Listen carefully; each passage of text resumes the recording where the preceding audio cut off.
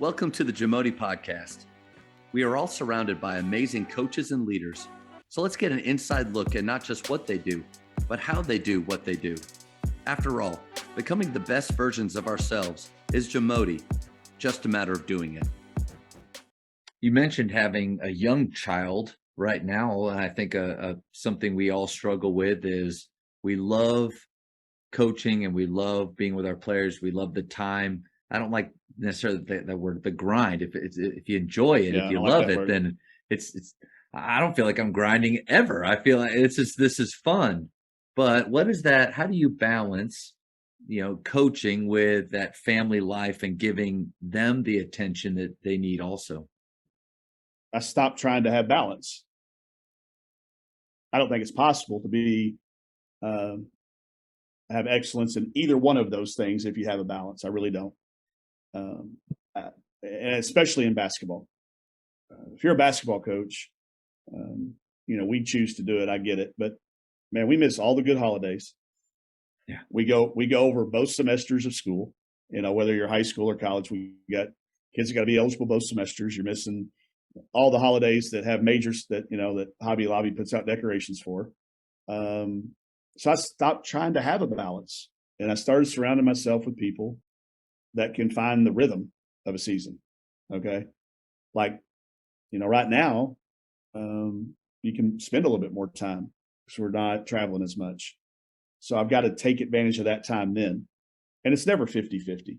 If you're going to have excellence, it's just not going to happen.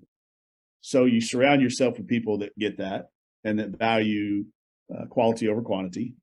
But if you're trying to, and maybe it's just the form of the word. The balance is a bad word because that means 50-50. Balance means this. I don't think there's ever been people that have achieved excellence in any field that would probably tell you that they had a complete balance when it came to those things. So, yeah, I mean, we ask our players to sacrifice and to give everything. It would make sense that if we're trying to be the best that we could be or excellent, that we kind of have to do the same. Yeah. So stop beating yourself up over. It's part of that too. That came from talking to some people in sports psychology and mental performance. I think we all beat ourselves up over that.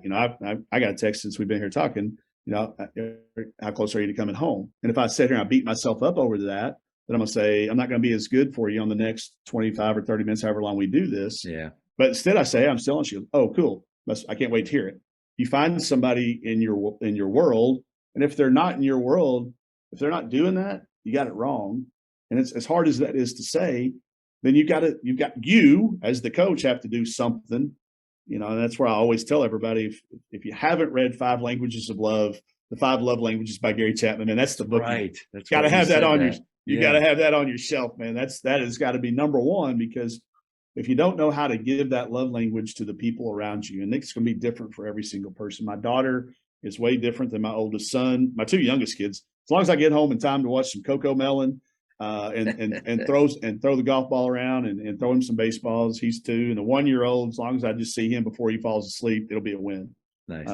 But you stop beating yourself up over those moments when you can't be there all the time, and try to strive. I think striving for as close to a balance as you can get. But really, I found when that the mental health person told me your mental health's not going to be very good if you keep striving for that, as many hours and the requirements that the job you've chosen to do, you're not going to be doing it very long, and B, you're not even going to be happy doing it while you're doing it. Right. I see all these coaches walking around all the time that are always just miserable. I'm like, your team's winning every game, man. Why are you not? If you can't enjoy it now, how miserable are you when you lose that 1 or 2? So I say all the time is if you can't get on that bus and tell whether we won or lost, if you get on that first step of that bus and I treat you differently whether we won or we lost, then stop getting on this bus. Yeah, it shouldn't be that way. Yeah, you're resulting. That's a great Andy Duke topic. But if you're that way, I think you're doing it for the wrong reasons again. And if you're, more importantly, the beating yourself up piece of that, not what it's the way that you internalize it internally. You start to neglect one of the two, and then you beat yourself up over it. You're just compounding the effect. So, you ask for a behavior or a technique, on how it helps. And I think that it's a cliche, but be present. Like when I'm there, I'm there. Yeah. Like when I'm with them, and I'm there. I'm in play mode. You're able to disconnect. Yeah. Yes. And if I have to reconnect, it's rare. Yeah. And they know and they understand. And again, with Mr. Recruit's call the other night. Well, that was okay because she knows I got a 1-year-old and a 2-year-old. And the next day it was fine because they know that about me. If they don't know that about me, they don't trust that I would answer when I can, it could affect it. So, and if it does affect, if that recruit is mad about that, then they probably shouldn't come here, that type of thing. So I think we've got to let go of that as coaches. I think you've got to be but again, if you write these things down and you share these things with everybody and everybody knows what they are, I think you stand an opportunity to at least achieve that rhythm that we're talking about. If you try to talk to me about basketball during the summer, I might stiff arm you. If I'm on the golf course, I want to talk about movies or something on Netflix or, something other than what we're going to, how's the team looking? I don't know. I haven't seen them in a month. Have you seen that new Netflix series? I bet you get some looks. You get some looks from that. What do you mean you don't? What do you mean you don't know? Like, I don't. That's an okay thing to say. Oh, Coach, thank you so much for sharing that. I think I just got a little lighter from hearing that. I bet there's some coaches that when they listen to this, maybe there's just one that needed to hear it. And man, what a cool thing. So thank you for that. Yeah, you bet. Yeah, shared it.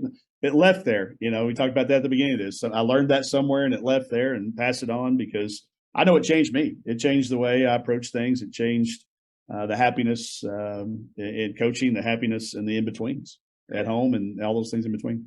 I want to make sure I hit this because you've mentioned multiple books and that you early on that you read quite a bit.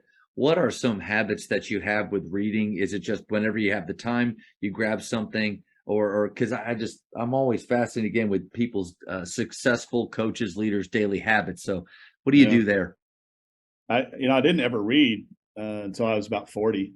I was just against it. I was bad at it. I read at a poor comprehension level. I didn't retain anything. And I got embarrassed when I took a reading test to find out how uneducated I was. And I didn't want to stay that way. So I started reading 1 minute a day. I read 1 minute one day. And then the next minute I read 2 minutes. I got a little egg timer out. Now, every time you come in my office, I've got hourglasses everywhere in my office, but I read 1 minute one day and 2 minutes the next and 3 the next. And I did that for 30 days because I'd read that takes 31 days to make a habit, which I've learned now is not really the truth, but it's a good myth. It takes what it takes. Yeah, it takes what it takes. Defense wins championships. So I started just building the habit of reading, finding the time, and then on day 31, I read 30 minutes for 30 straight days. And then I just read when I had time. And I increased my reading vocabulary by, I went from I got up to 964 words a minute at one point in time after being at 48 words a minute, which was below the 8th grade reading level. So as a 40-year-old, but, now I listen to podcasts, which I count as reading. And we have this argument all the time. Does that count? Does that count as reading? It counts. Books on tape, it counts. Yeah. It counts as reading. But I still physically touch a book. I have a book in my backpack. I have a book by my bedside. I have a book in every bathroom. I'm reading multiple books at a time. I usually have one that I just stick with, and I'm trying to read start to finish, cover to cover. And it's usually something that's not even, it's probably, I read a children's book about Muhammad Ali the other day because somebody had bought it for my son, and I was fascinated by it. So I read it cover to cover. But I don't read very many books cover to cover, but short chunks. I always try to have one handy in case I get a 5 or a 10-minute stretch, where I can. That 10 minutes in between landing and taking off on planes, that 5 minutes before we are headed out on the bus to do something. I like to have a book handy. If not, I try to have some podcasts queued up. Some books on tape to listen to, but you're okay with you again, kind of like letting go and taking some of the pressure off yourself. You're okay with not finishing one when you start it. Oh no, there's a lot of books I think look good. They get me because the cover's nice or the jacket's really good.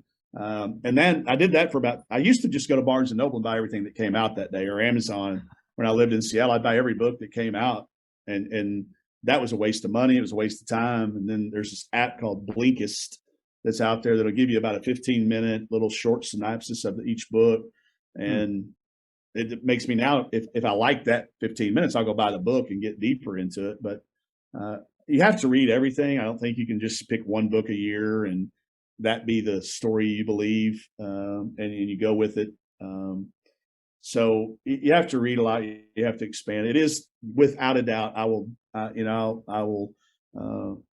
on this hill that at our age, reading is the only way you can get closer to people that are smarter than you, that you might never meet in person, that you might expand some things. You're not going to meet that many new people in your life at our age. You're not going to hear that many new stories if you're just constantly doing exactly what you've been doing for the previous years. So meet the people you meet, the books you read, and the podcasts you listen to, and what you take from that, the things you write down and put into application. For a number of years there, I was really just, all I did was I read every opportunity I got.